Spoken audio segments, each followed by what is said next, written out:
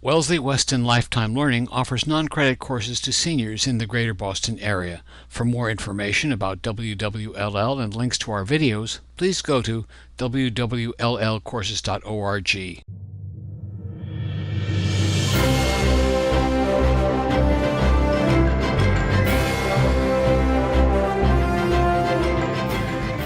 When we were putting together the topics for the spring series, we began hearing about the serious uptick in teen suicides, along with suicide deaths of some famous people like Anthony Bourdain and Kate Spade.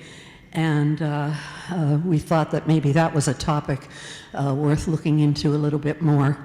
And more recently, and very sadly, the father of one of the Newtown children committed suicide, and then two children who were involved in the Florida massacre at the Marjorie Stoneham Douglas School.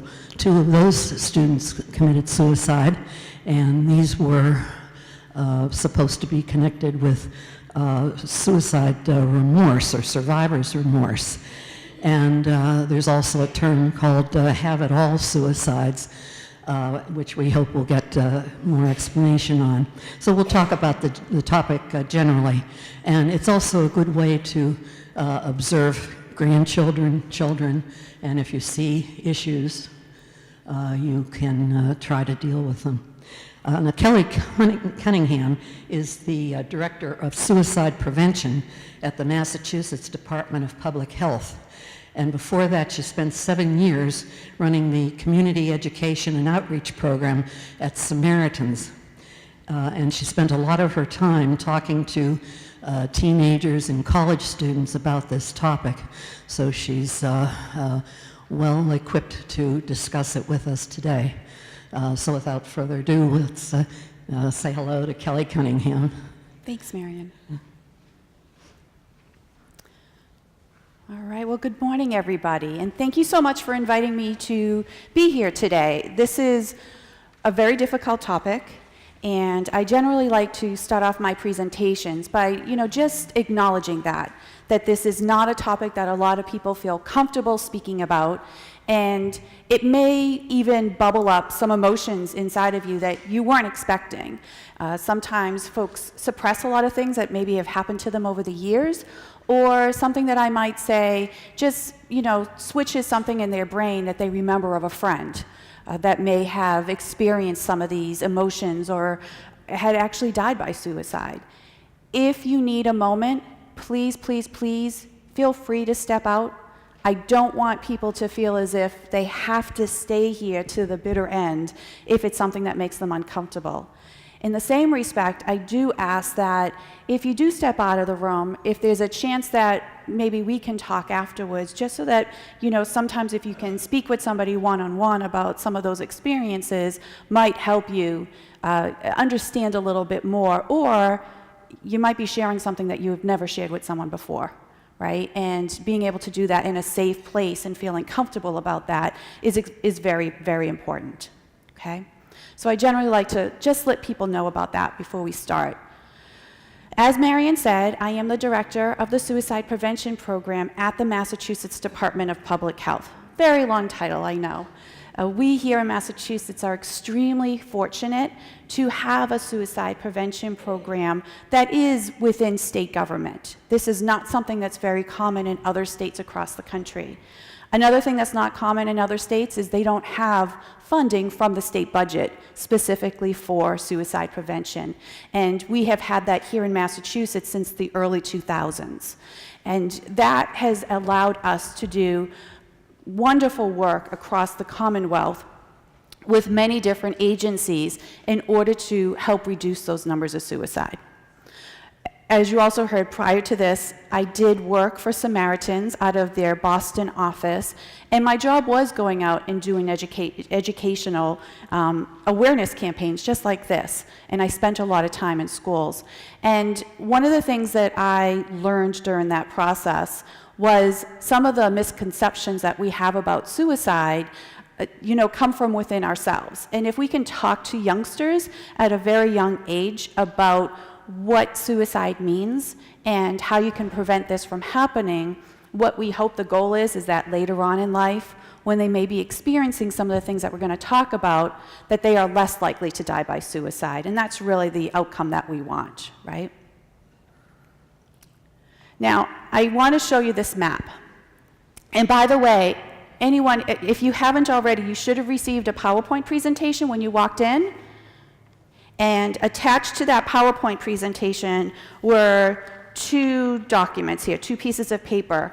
One actually has the most recent data for Massachusetts, which is 2016. I know that seems kind of old, but just to give you a little background, what we have to do when a person dies by suicide, or when a person just dies in general, is all that information goes through the chief medical examiner's office.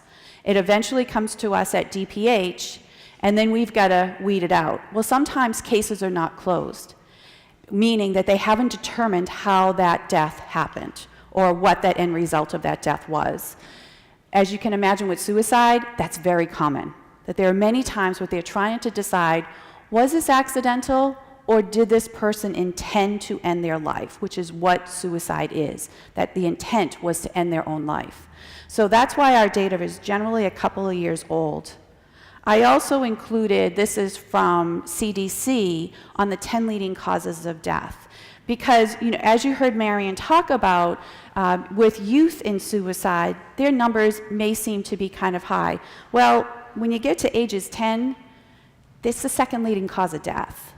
And that's just under unintentional injury. And that could be things such as a motor vehicle accident, a drowning, a fall, anything like that, a ski accident. Those fall under the unintentional injury. And then suicide is after that. Overall in the nation, suicide is the 10th leading cause of death. Okay, and that's across all states. This map that you see up here, the CDC put this out back in June of this past year. And what they were trying to show us, or they wanted us to be aware of, is that as much work as we have been doing in this field, suicide rates are going up. And from 1999 to 2016, as a nation, we've seen suicide rates go up by 25%. Here in Massachusetts, they've gone up 35%. And that's just outrageous when you think of it in that concept. Now, on the other side of this, suicide, for Massachusetts, we are actually ranked out of all of the states, including the District of Columbia, we're typically around 47th or 48th in the country, meaning we have one of the lowest rates in the entire nation. And that seems kind of odd when you think about how much we've increased, and yet our rate is so much lower than other states in this country. Okay, and we'll get into a little bit of that as we go through this. One of the things I wanted to just go over real quickly before we get into this is terminology, because I think this is really, really important. When we talk about suicide in general, there's a lot of different terms that people use, and we want to make sure that we understand them correctly. The first one I have up here is died by suicide. When a person dies by suicide, that is the preferred term to committed suicide. Because when we say that word committed, when you think about that for a second, and this is what people have been saying it this way for forever. So I don't blame anybody for using that term because that's what you've been told. But when you say that word committed, and here we are in a holy place, what does that make you think of when somebody committed something? They did it on purpose? Okay. Free consent to the will. So it's a sin, right? We can look at it as a sin when somebody says that word committed, right?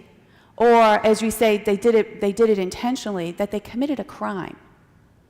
So when we think of those verses of committing a crime or committing a sin, can you imagine what a loved one might feel like when their person in their life, most dear to them, has just died by suicide, and we're referring it to as they committed a crime or a sin?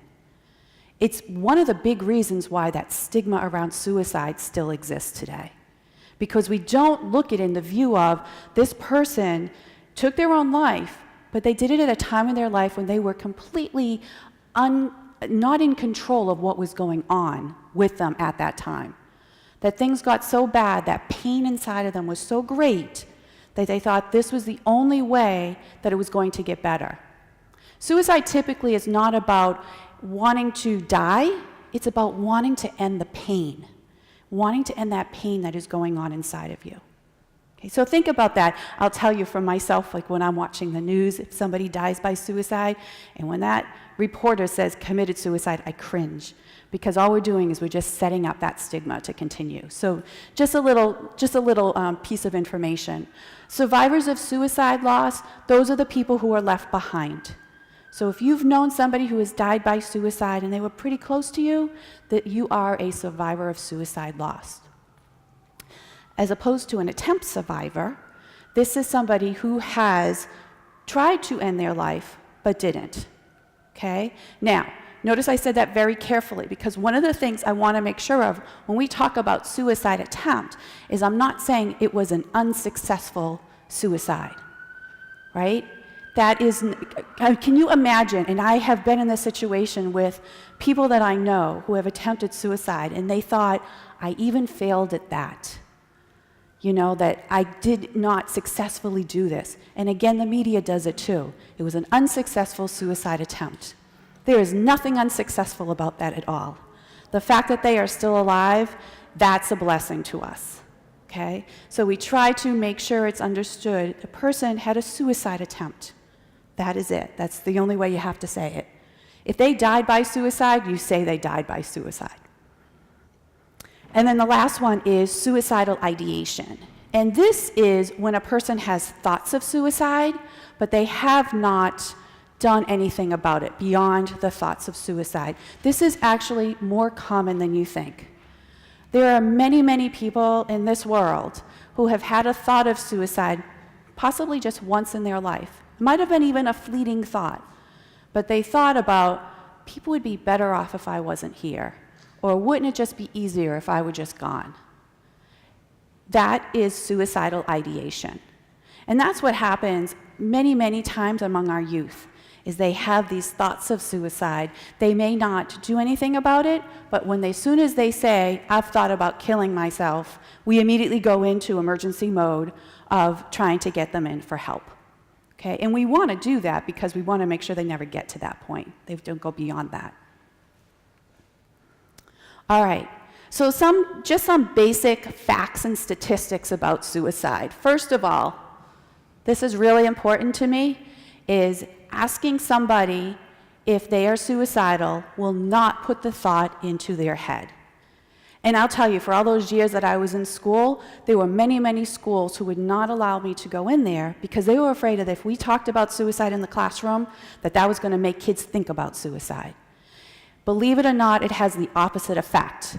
The more that we talk about suicide, and the more that we try to educate people about it and let them know that it's okay, that we want to help you, the less suicide occurs. Okay? So don't be afraid to ask somebody that you may be concerned about, you seem to be really struggling. And sometimes when people experience things like this, they have thoughts of suicide. Have you ever had thoughts like that? That's okay. It's actually very safe. And we find when we do that, people are more apt to be open and honest about what they're actually experiencing. Even if it's, no, I've never had a thought like that. Okay, I just wanted to check in. I wanted to make sure you were okay.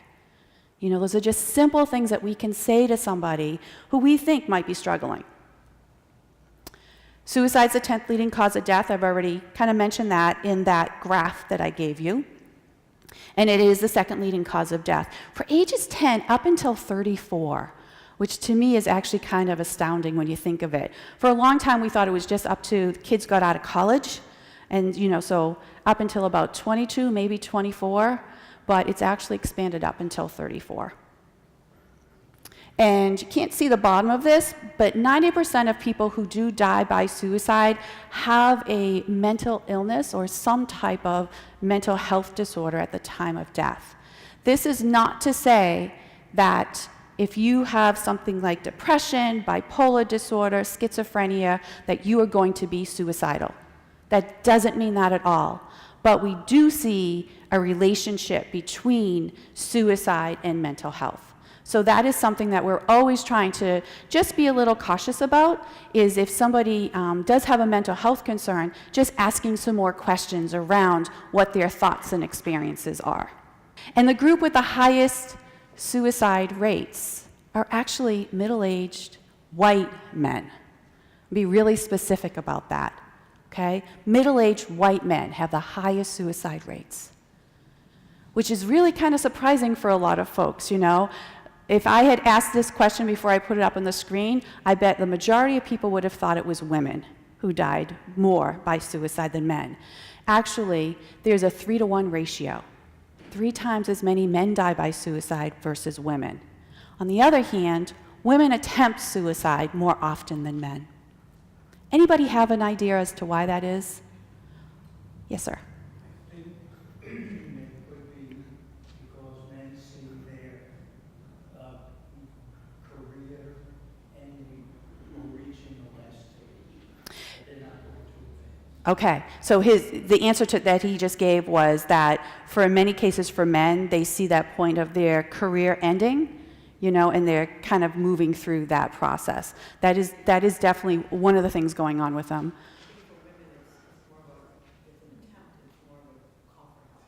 And another comment here is that for women, as an attempt, it's more of a call for help. Anybody else have any other thoughts to that, Robert? Firearm use. Robert just said firearms.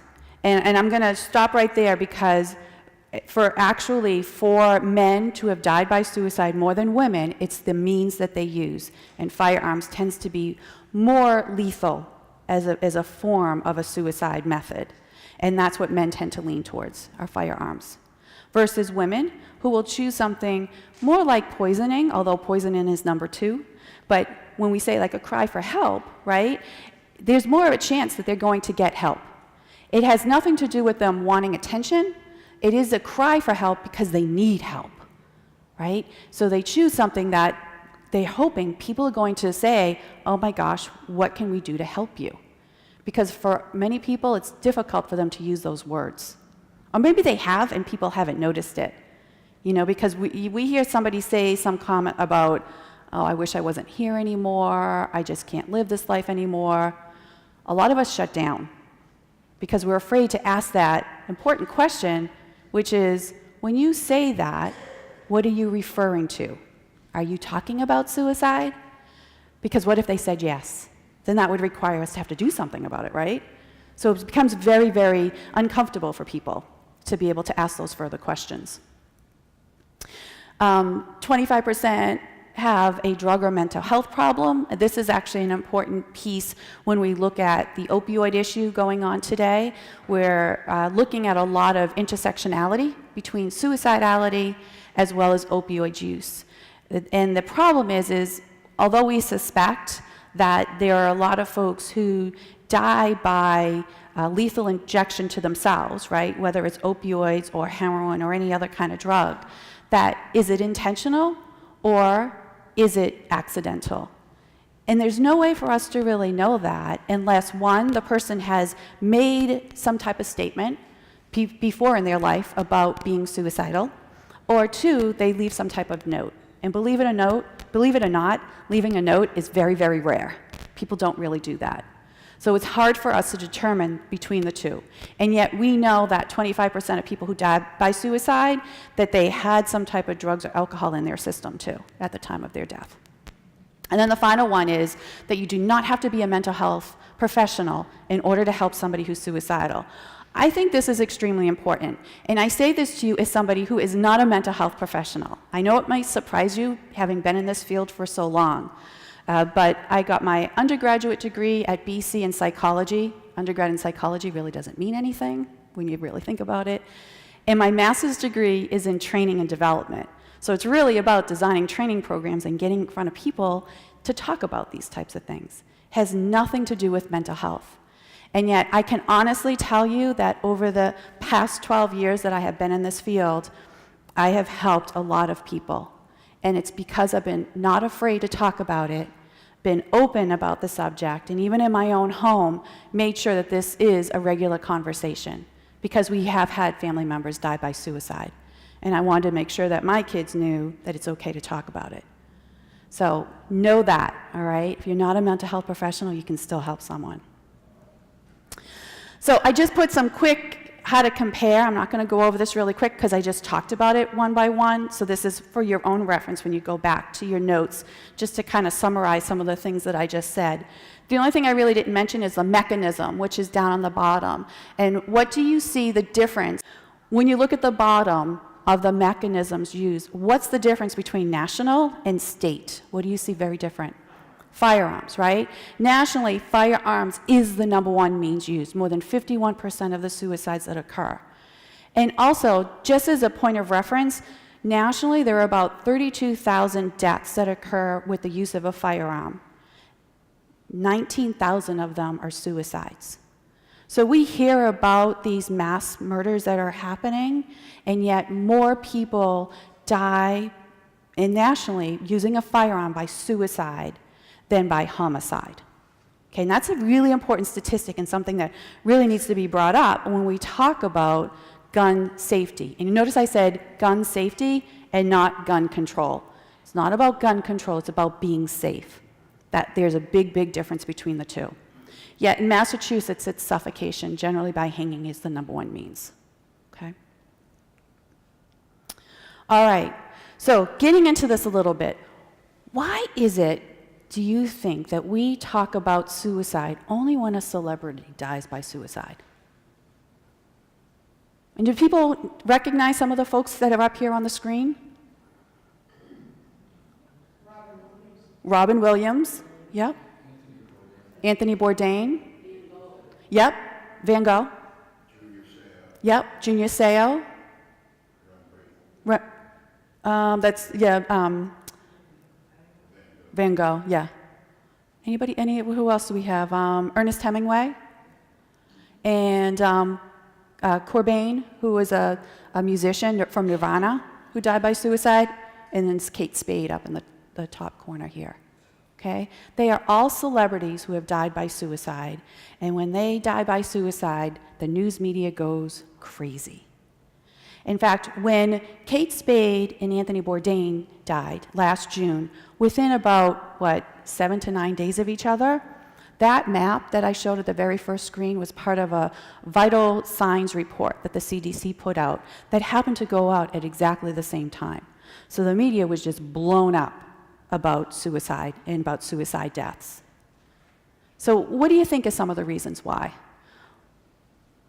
Yes? I think that people think that they have everything, and why would they commit suicide? This is the answer right there.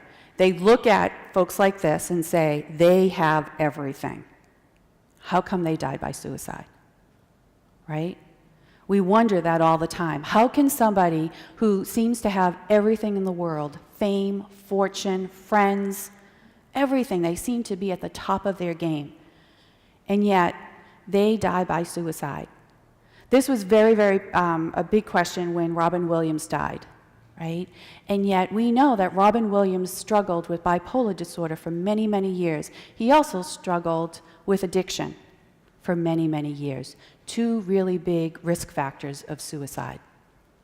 And then if we start, thinking about some of the other things that go on in a person's life, losses that they may have experienced, marriages ending, maybe not getting the job that you were hoping you were going to get, that builds up.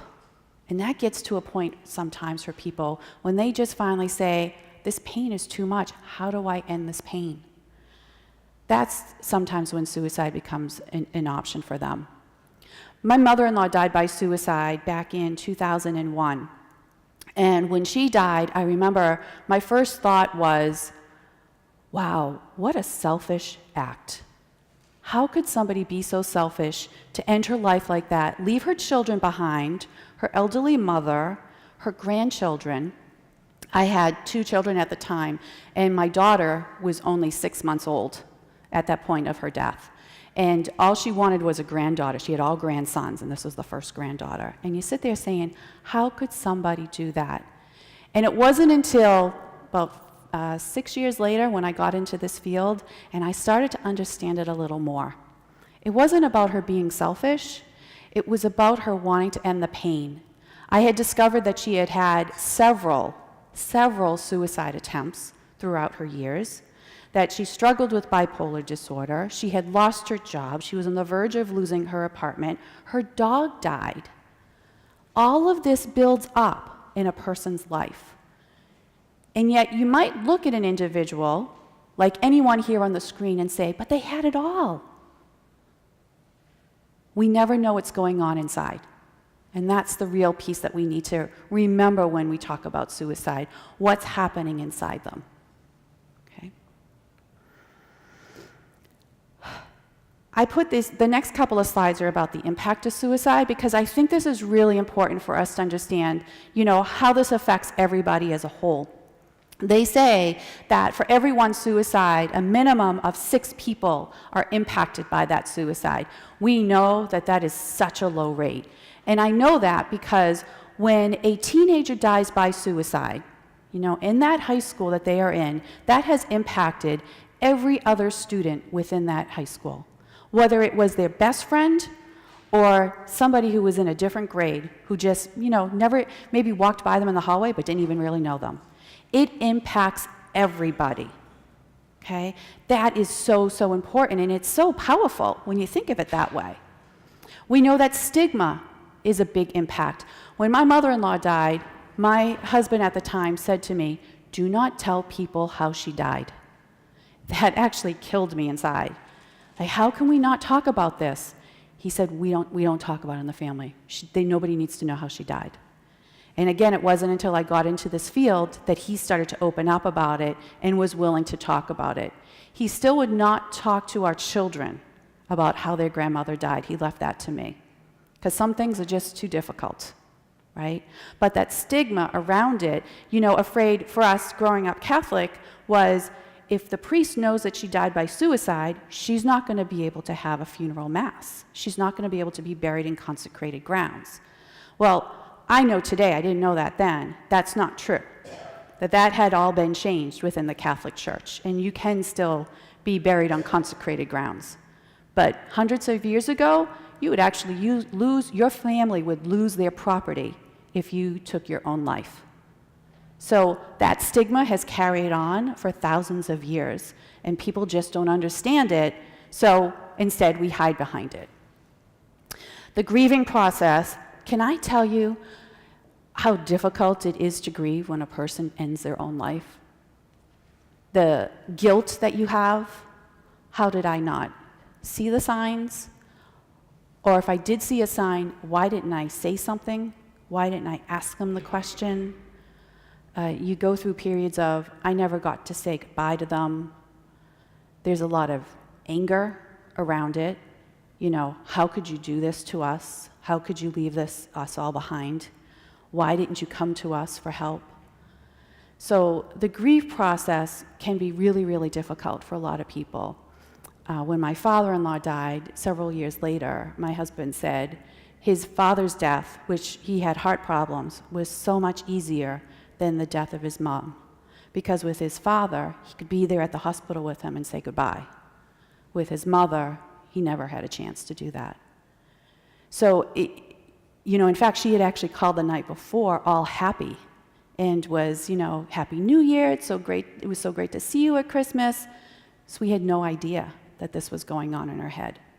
So you really have to, think about that when you hear that somebody has lost someone to suicide, their grief might be very, very difficult to process. And it's also the impact of reaching out for help or support can be hard. I just described how my husband went through that process. We deal with this all the time in the field of how do we reach out to folks to let them know there are people here, there are support systems here that can help you through that grief. But people just don't know about it, so they don't know where to turn. They feel very lost and vulnerable during that period of time. Okay, when you look at this picture, I'm going to move out of the way here. Yell out to me, what do you see in this picture? I heard a rabbit or a bunny. And some people see a duck, right? Okay, so just to help people out here, over on the end here, we see it looks like, for those of you who think it's a duck, it looks like his beak. And those of you who think it's a bunny, those are his ears, right? The idea here is I really want you to look of how our perception can change, right? And the paradox of how these changes happen, and how it changes also the way we do the work that we're doing. So when I first got into this field, there was a lot of work being done for loss survivors, because we noticed that when somebody lost a loved one to suicide, they were at very high risk for suicide themselves. And we'd seen some additional suicides occur within a family because of this. Over the last several years, that paradigm has shifted, and we've now been focusing on attempt survivors, because what we're noticing now is that when we can sit down and talk to an attempt survivor, find out really what was happening to them at that time, that they were suicidal, when they attempted to end their life. And I think, which is more importantly, which is what really excites me in the work that we're doing today in suicide prevention, what things could we change within systems to help them not get to that point and to help them through? So asking that individual, what helped you get better or not feel suicidal any longer? And, do we need to do more work around that? Or were there some changes you thought could happen? So this is a big shift in our mind. A lot of times, we don't want to talk about suicide attempts, but we need to in order to learn why a person gets to that point. So they've been tremendous in helping us grow in this field. This particular slide, again, you can look at it in your handout. I'm not going to go through it a lot, but I have 3 words up there: fear, confusion, and anxiety. I think these 3 words really define both your grief on a suicide loss, but even for myself, my daughter had experienced a time when she was suicidal and was hospitalized, and you're walking out of the hospital and you're thinking, what do we do now? How do we ask questions? How do we get help? I'm so confused about what is the next step.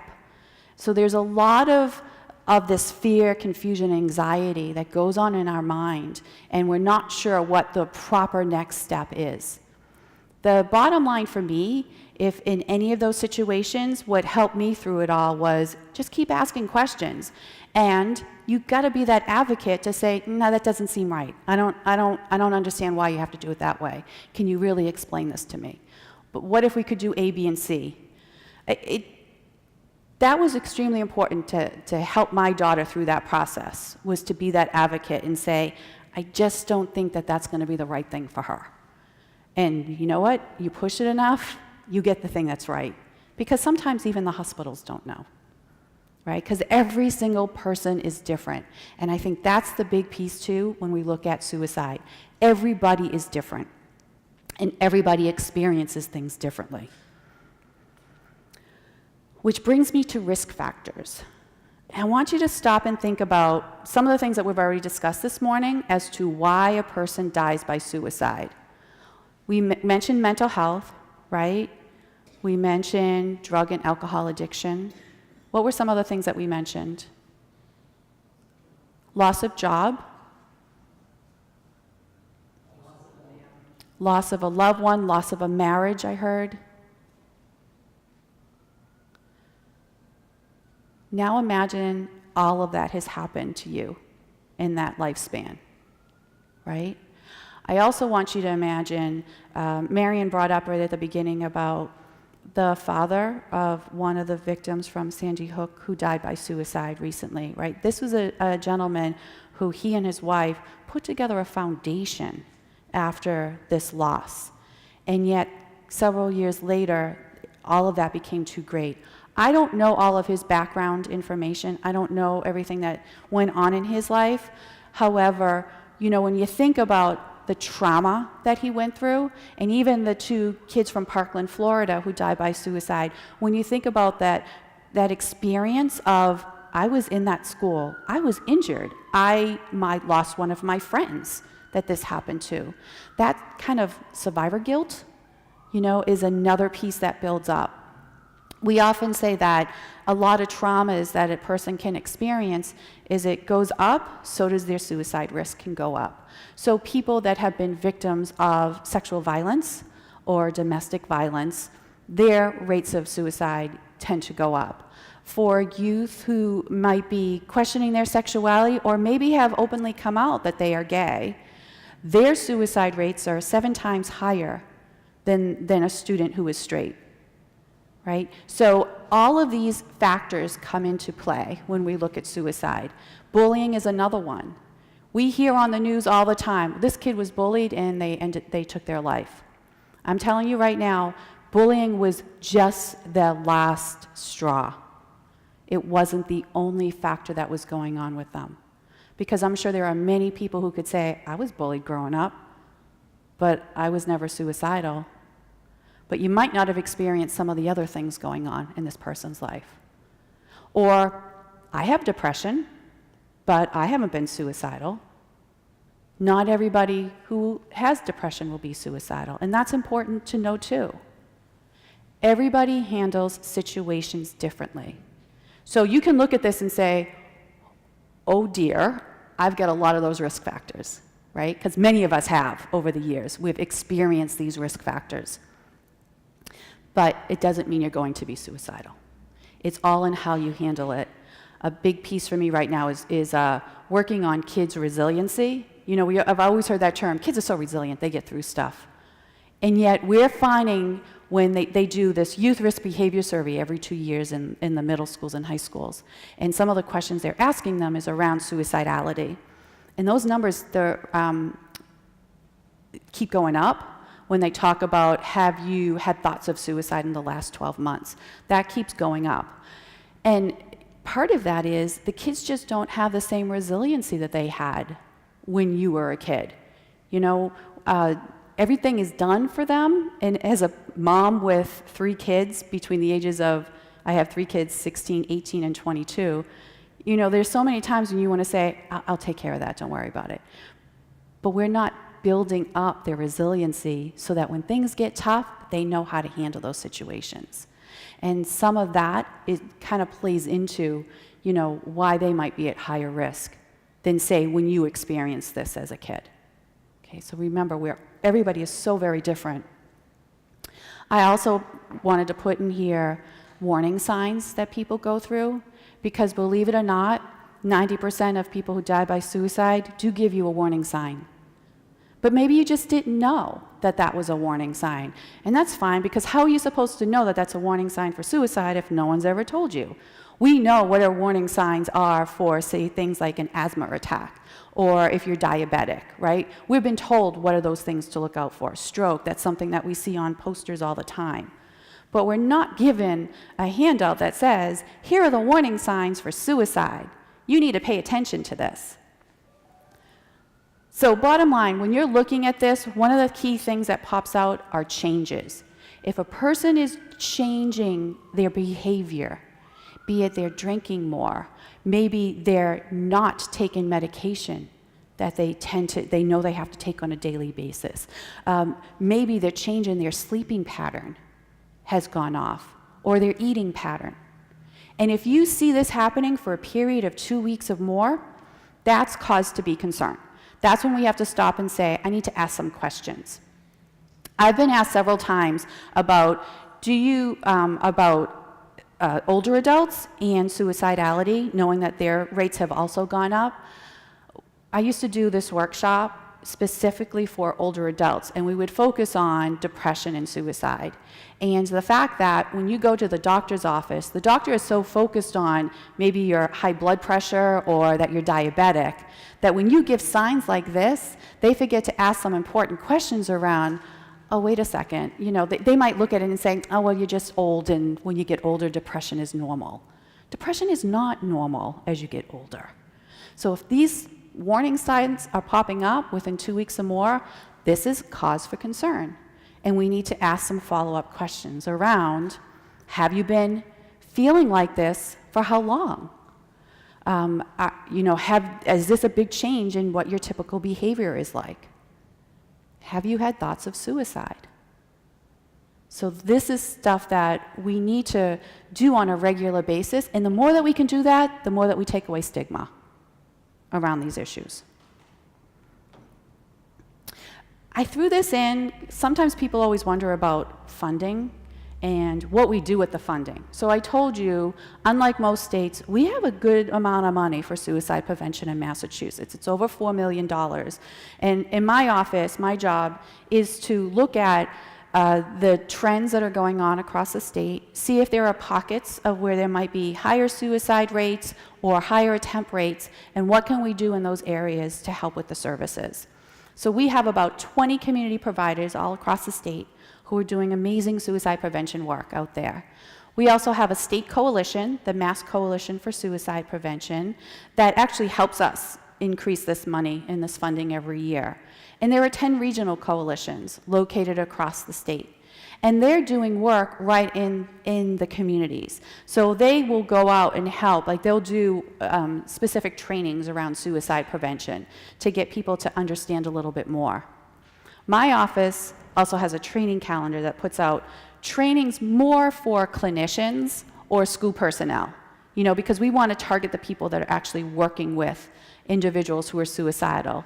And we let the coalitions do what we call gatekeeper training, like what I'm doing right now. So we offer a lot of different trainings. In May, we have an annual 2-day conference on suicide prevention. We have about 500 people that attend that each day.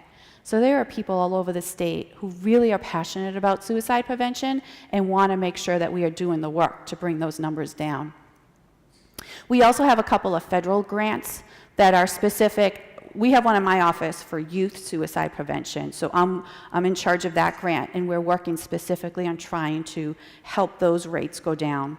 And then the Department of Mental Health has one on adult suicide prevention, and they're working down on the Cape and the Islands because they have a very high rate of suicide down in that area. And part of that, if that kind of surprises you a little bit, a lot of that is because of, on the Cape and the Islands, it's so transient.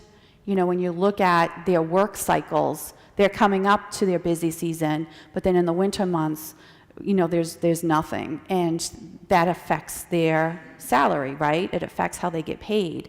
They have a lot of people that just will come in for those high season months to work, and then they leave. And then they're struggling trying to find a job somewhere else. Or also, for instance, Nantucket and Martha's Vineyard, they're islands, and getting the same service on the island as you do off island can be really difficult. So they have a lot of very unique circumstances that we're trying to figure out to make that better for them down there. These are the regions of our locations of our regional coalitions. Probably the closest one to you here would be, I'd say Framingham maybe.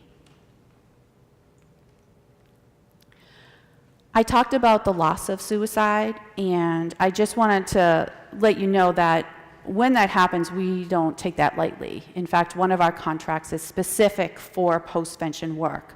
So we have an organization, they're actually out of Needham, that will go out to schools and to communities and work with them when a suicide does occur. Sometimes what happens, and Needham is a good example of this, they'll have what we call a contagion or a cluster of suicides. And that's when a number of suicides have happened in a short period of time. So Needham had this happen, I think it was around in 2008 or so, of youth. And they had a number of youth within an 18-month period of time who died by suicide. And unfortunately, over the years, kids that were from that, I want to say cluster, like that age group from then, as they aged into college and beyond, a couple of them have also died by suicide. So you can see how that trauma from being in high school affected them later on in life. So we do a lot of work with our community partners to be able to help in situations like this.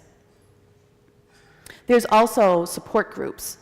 Some of our providers will offer support groups for those who have died by suicide, so a family loss. You can go to these support groups. There's a bunch of them. I can help you find them if you're interested. It was one of those things when I went for my job at Samaritans that I said, I wish I knew about this when my mother-in-law died, because it would have been helpful, for me and for my husband to be able to sit with other people who have also lost a loved one to suicide to kind of understand what was going on. More recently, some of our providers have been offering attempt survivor support groups. So when a person has attempted suicide, generally what happens once they've been released from the hospital is nothing. And so now we're offering these support groups so that they have a place to go and to learn more from other people too.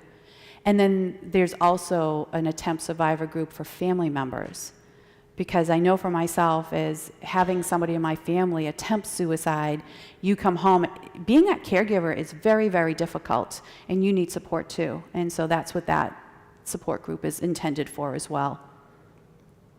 And those are just the groups. So how can you help?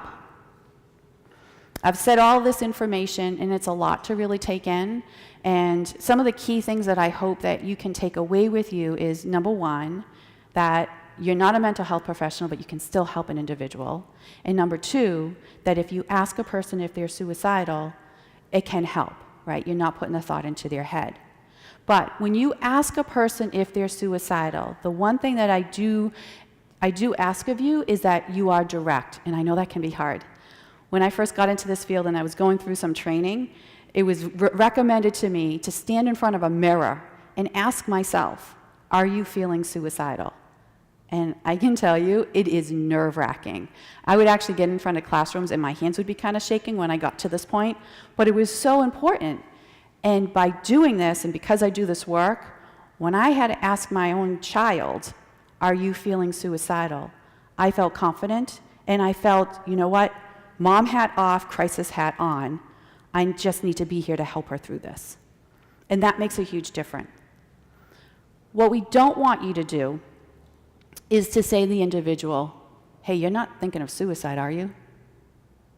Why do you think we don't want to say it like that? The first reaction would be no.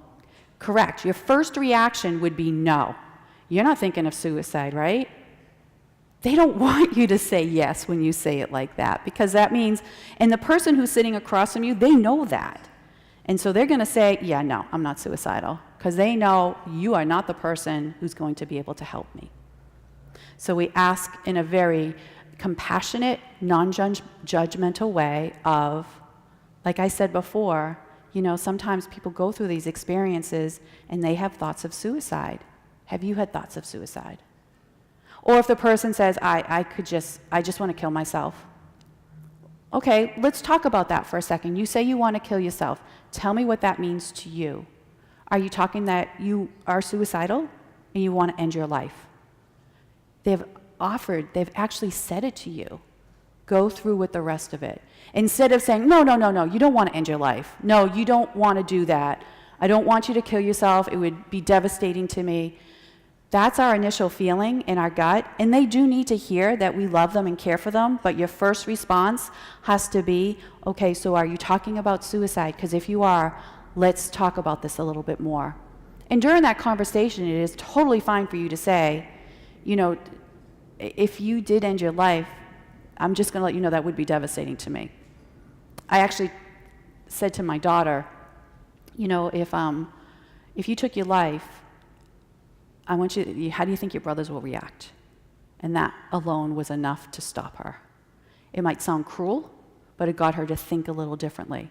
Because when they are suicidal, it's a tunnel vision, and they're only thinking about, I need to end this pain, I need to get through this, and that's the only way that's going to end this pain is if I'm gone. So they need to know, expand those blinders a little, and see who's on the outside, and see who's here to help them, and see who wants to be here to support them. If you can, on the stress balls, if you want to grab the stress ball, there's a phone number on there, and that is for a crisis line. So if somebody is struggling, you can always call that crisis line and check in with them about helping out. Okay? They can help you walk through that process too, which is really great. And I've been trained on that crisis line, and it makes a big difference. They'll do the same thing, ask those questions about suicidality. And if you are in imminent risk about suicide, call 911. Do not be afraid to do that. Because you think about, would I rather I be cautious and get them help and save a life?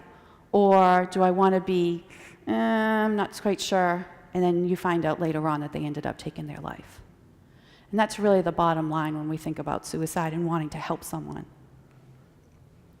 So I have some resources up here that are in your handout of some websites that are really great to find more information. But I also want to be mindful of the time in case during this conversation there were some questions that might have popped up for you that you want to ask. Yes?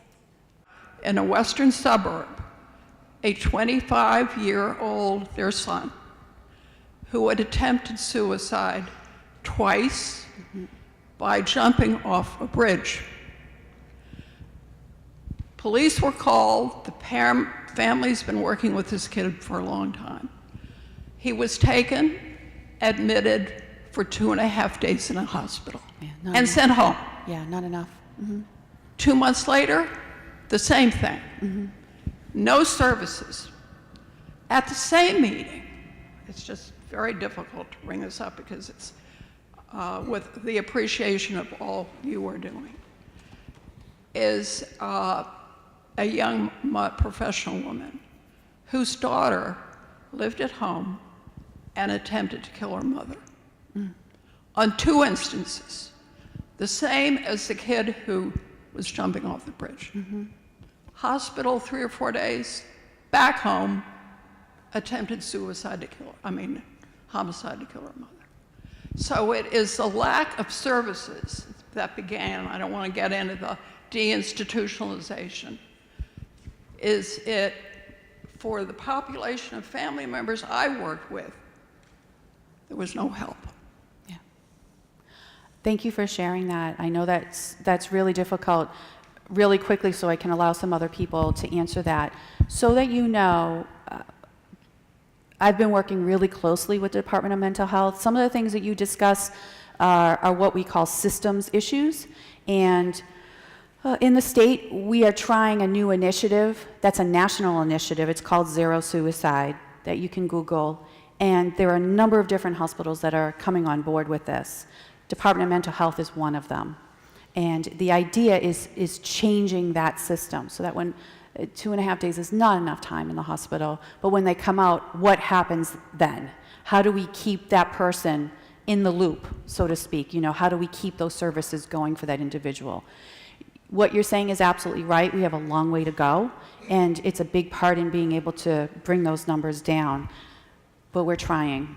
And I think it's really hard when you come from personal experiences, seeing that it can happen, that it can change. But I can tell you, having experienced some of that from a family level, it's pushed me to make sure that we can do some of these changes. It's going to take a while, though. But I'm hopeful we're going to get there. I'm hopeful. We had a question in the back? No, a bit of information. The Veterans Administration is terribly, terribly interested. In fact, each and every time I've contacted anyone in the VA, one of the questions inevitably and invariably is, are you contemplating suicide? Correct. And they will refer you to a professional for help. Yes, absolutely. Veterans Administration is one of those folks that are actually trying to do some of these new national initiatives out there because of the number of veterans who have died by suicide.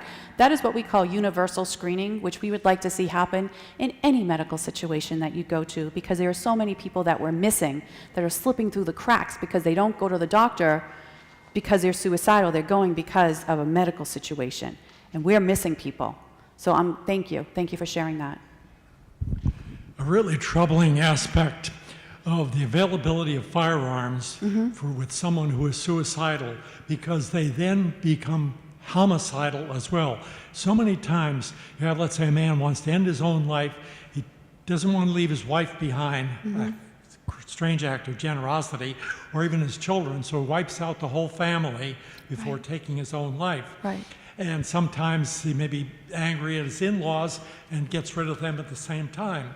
So this business of being suicidal can also mean, when you have firearms, it means do it, you're homicidal as well. And the most spectacular example of that was the man in Las Vegas who, before killing himself, rained bullets down on concert goers, and we know how tremendous, Right. what was over 50 people killed. Right.